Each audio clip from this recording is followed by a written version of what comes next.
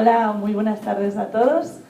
Bueno, no sé cómo decirlo porque estoy muy emocionada. Me hace mucha ilusión participar como imagen de este Festival de Arte Flamenco de Cataluña en Cornellá.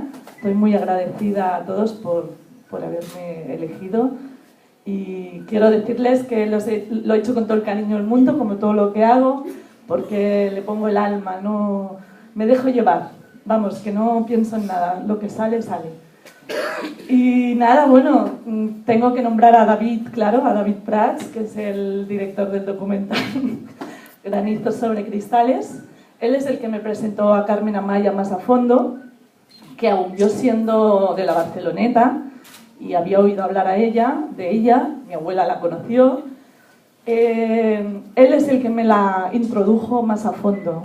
¿Por qué digo esto? Porque este cuadro es un homenaje a Carmen Amaya y quería reflejar en sus ojos ese mar Mediterráneo al que ella tanto amaba, ¿no?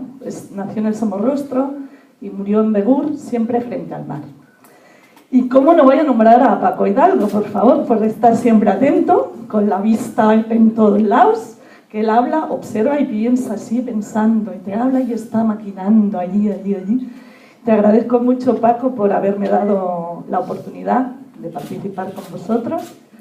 Y bueno, y a todos vosotros por ser mi inspiración también, a mis amigos y a mi hija Estrella, como no, mi gran obra de arte.